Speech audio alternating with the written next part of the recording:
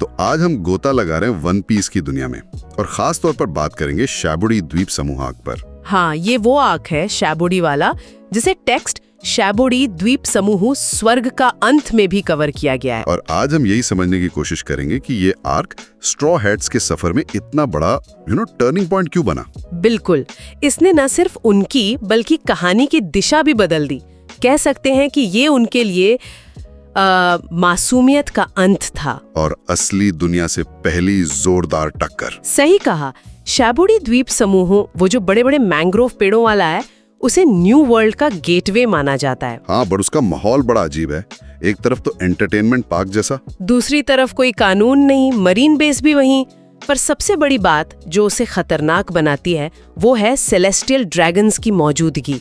तेनेरुबितो और उनका वो नियम। हाँ, कि उन पर हाथ उठाया तो मतलब सीधे वर्ल्ड गवर्नमेंट से पंगा और फिर एडमिरल आएगा। ये चीज ही पूरे आर्क में टेंशन बनाए रखती है ना। बिल्कुल, और यहीं स्ट्रॉ हैट्स को पहली बार एक कड़वा सच पता चलता है। 11 सुपरनोवा वाली बात। हाँ, लूफी और जोरो समेत 11 ऐसे नए समुद्री डाकू जिनका इनाम 100 मिलियन बेरी से ज्यादा था, वो सब एक ही टाइम पर शैबुडी में थे। तो वो फीलिंग कि हम ही सबसे खास हैं, वो टूट गई।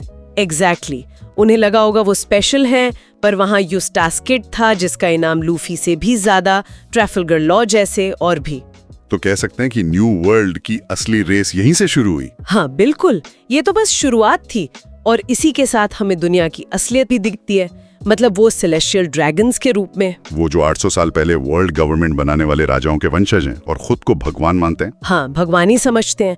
वो अजीब सा हेलमेट पहनते हैं क्योंकि उन्हें आम हवा में सांस भी नहीं लेनी। उफ, और उन्हें पावर भी तो अनलिमिटेड मिली हुई है, कोई सजा नहीं, कुछ नहीं। किसी को भी गुलाम बना लो, मार दो, कोई पूछने वाला नहीं। सैंड चार्ल्स ने जैसे कैमी को खरीदने की कोशिश की, फिर हचन को गोली मार दी। कितना क्रूर था वो। और ये सब कहाँ हो रहा था? मानव नीलामी घर में इंसानों की बोली लग रही थी खुलेआम। और इसमें वर्ल्ड गवर्नमेंट की मिलीभगत भी थी, है ना। डोफ्लामिंगो जैसे लोग इसे प्रोटेक्ट कर रहे थे। हाँ, कहीं ना कहीं तो कनेक्शन था ही। यहाँ तक कि कीमत भी नस्ल देखकर तय होती थी। बहुत ही भयानक। और फिर आया वो मोमेंट जिसने सब बदल दिया, लूफी का वो मुक्का। सैंड चार्ल्स को हचन को बचाने के लिए सारी चेतावनियों के बाद भी वो सिर्फ गुस्सा नहीं था, वो तो पूरी वर्ल्ड गवर्नमेंट को सीधी चुनौती थी। सीधी चुनौती। और उसका असर भी तुरंत हुआ। नीलामी घर में भगदड़, एडमिरल को कॉल, ये वो पॉइंट था जहां से वापसी मुमकिन नहीं थी। यहीं से वर्ल्ड गवर्नमेंट उनकी सबसे बड़ी दुश्मन बन गई। सही। और इसी अफरा तफरी के बीच एंट्री होती है सिल्वर्स रैली की। लेजेंड, समुद्री डाकू राजा गोल्ड डी रोजर के पहले साथी। उनका आना क्या सिग्नल था? रैली का आना दिखाता है कि अब लेवल बदल गया है। आते ही उन्होंने हाकी दिखाई, बिना छुए गार्ड्स को बेहोश कर दिया। Conquerors hockey. और फिर बिना डेविल फ्रूट के एडमिरल किजारू से भिड़ गए। हाँ, ये साफ था कि न्यू वर्ल्ड में हाकी कितनी जरूरी है। सिर्फ डेविल फ्रूट से काम नहीं चलेगा। लेकिन रिली भी तबाही रोक नहीं पाए। एडमिरल किजारू, बोर्सालिनो, वो आ गया। लाइट की स्पीड वाला पिका नोमी। आते ही उसने कई सुपरनोवा को हरा दिया।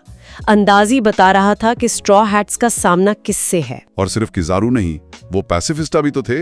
हाँ, PX-4, डॉक्टर वेगापंक के बनाए ह्यूमन वेपन, कुमा के डुप्लीकेट्स। सोचो, पूरे क्रू ने मिलकर जैसे तैसे एक को हराया। और अगले ही पल दूसरा पैसिफिस्टा और खुद किजारू सामने। यही उन्हें एहसास हुआ होगा कि वो कितने कमजोर हैं। हाँ, कि जोश और टीम वर्क काफी नहीं है अभी, इसीलिए लूफी ने पहली बार पीछे हटने का ऑर्डर दिया।